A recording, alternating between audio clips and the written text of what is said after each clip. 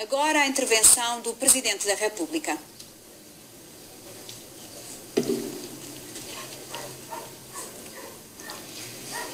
Senhora Presidente da Assembleia da República, Senhor Primeiro-Ministro e outros titulares de órgãos de soberania, Senhor Chefe de Estado-Maior-General das Forças Armadas, e senhoras e meus senhores militares.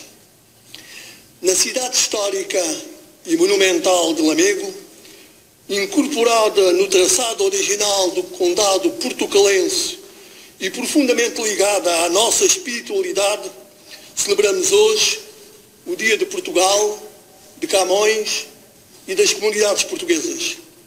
A história de Portugal, sendo obra coletiva dos portugueses, tem o traço e a marca dos seus soldados, sempre presentes na primeira linha da afirmação e preservação da independência nacional, num esforço ininterrupto de valor e bravura, tornaram-se indissociável o percurso das Forças Armadas dos caminhos da nação.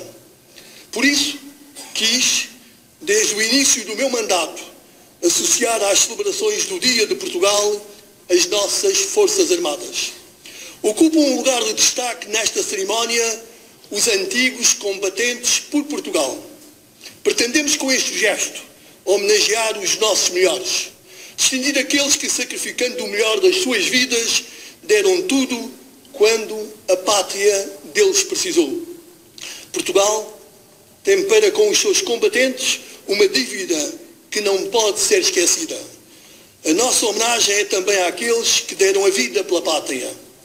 A presente cerimónia adquire significado maior nesta cidade de Lamego, exemplar na forma como recebe e se relaciona com os militares, e cuja história se confunde com os soldados, que desde 1839 aqui têm uma presença continuada, criando uma singular afinidade da instituição militar com a população e as autoridades.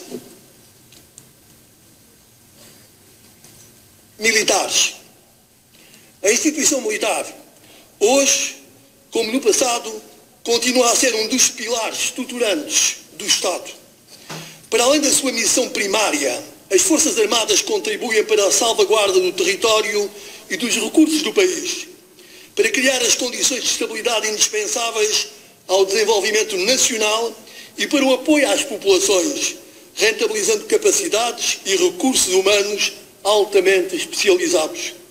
Contudo, deve sublinhar-se que as Forças Armadas existem para combater e para aplicar a força militar na defesa de Portugal e dos portugueses, garantindo-lhes a paz e a livre escolha do seu futuro. Esta é a sua razão de ser, a sua missão primária e aquilo que distingue as Forças Armadas dos outros corpos do Estado. É por isso que a organização militar está associada a conceitos de comando e de hierarquia, de disciplina e de coesão, de autoridade e de responsabilidade, de espírito de corpo e de camaradagem, e assenta em códigos de conduta e no respeito e no culto de valores. Uma organização desta natureza tem que possuir em permanência um conjunto de capacidades que lhe assegura prontidão e o nível de resposta adequado para o cumprimento das suas missões. Deste modo, será mais perceptível o sentido da sua utilidade e melhor compreendidos os recursos que o Estado põe à sua disposição. Militares. Nos períodos de paz prolongada, o papel das Forças Armadas nas sociedades pode ser desvalorizado por alguns e a necessidade da sua existência pode ser menos percebida. Contrariando uma ideia instalada em certos setores da sociedade portuguesa, as Forças Armadas foram objeto de sucessivas reformas, sendo a área do Estado que mais se transformou nos últimos 40 anos. Refiro em especial o fim do serviço militar obrigatório, a introdução do serviço militar feminino e o redimensionamento dos efetivos e do dispositivo territorial. Nos últimos 15 anos, o orçamento de defesa teve um decréscimo de cerca de 30% e os efetivos diminuíram em cerca de 35%. As nossas Forças Armadas atravessam atualmente um novo ciclo de reformas. Ao mesmo tempo, A gravidade dos acontecimentos nas periferias e no interior da Europa vem infletir a tendência para a desmilitarização e o desinvestimento na defesa por parte das sociedades no mundo euroatlântico. Quem podia prever, há 2 ou 3 anos, a forma brutal como se têm cometido os mais violentos atentados à liberdade dos povos e aos mais elementares direitos humanos em regiões que nos são próximas? Esta é uma realidade a que Portugal não pode ficar indiferente. Há que proceder às necessárias adaptações e ajustamentos na concretização das reformas em curso, de modo a garantir as capacidades e o empenhamento solidário das nossas Forças Armadas, em conjunto com os nossos aliados, na defesa dos superiores interesses da paz. Dos interesses da paz, da liberdade, da segurança e da convivência pacífica entre os povos. Desde a década de 90, que as Forças Armadas portuguesas têm vindo a assumir um importante contributo no âmbito das Forças Nacionais Destacadas, tendo empenhado cerca de 33 mil homens em 23 países, em África, na Europa, na Ásia, nos mares do Mediterrâneo e Adriático e no Oceano Índico. Em conjunturas difíceis e de nível de risco elevado, os militares portugueses souberam sempre responder com exemplar conduta e assinalável competência e profissionalismo, granjeando credibilidade e prestígio junto dos nossos parceiros e aliados.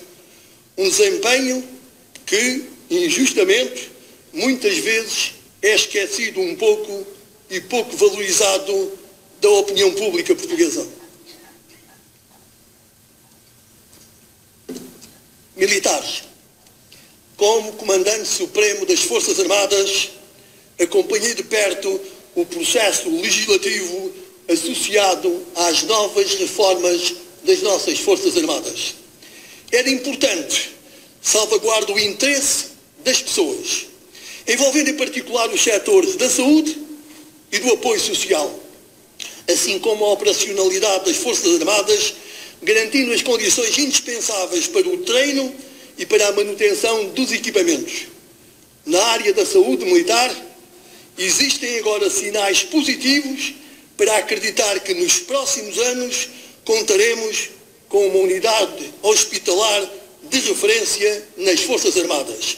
Uma unidade que satisfaça as legítimas expectativas dos seus utentes e que propicie a realização profissional de quantos nela servem. As reformas não terminaram, naturalmente, com a conclusão do processo legislativo. Agora, é a altura de as concretizar, o que exige não só flexibilidade, tempo e capacidade de adaptação, mas também a disponibilização de recursos e a existência de meios. Só deste modo se assegura uma transição gradual e sem rupturas para a nova estrutura. As Forças Armadas não se compadecem com reformas sucessivas sem que as anteriores tenham sido concluídas e testadas. E porque os homens e as mulheres que servem a instituição militar são o seu mais valioso recurso, importa que os militares se revejam nessas reformas. É fundamental que contribuam para o reforço da sua motivação e para a melhoria da sua capacidade operacional. Este deverá ser o verdadeiro sentido das reformas das Forças Armadas. Militares. Portugal soube sempre superar as crises e as adversidades por que passou ao longo da sua história. Combateu, resistiu e venceu inúmeras batalhas porque foi essa a vontade do seu povo. Porque todos quisemos continuar a ser portugueses. Porque a nação contou sempre com aqueles que a serviram com total dedicação e patriotismo. Como Comandante Superior das Forças Armadas, quero manifestar perante os portugueses e a mais alta hierarquia do Estado o meu respeito e profundo reconhecimento aos nossos militares, pelo elevado sentido de serviço à comunidade e pelo que em situações externas extremas e em conjunturas difíceis, têm demonstrado um desempenho excepcional, um comportamento exemplar, uma determinação férrea. Convosco passaremos mais esta encruzilhada da nossa história. Convosco continuaremos a construir o nosso destino comum, o destino de ser Portugal. Obrigado.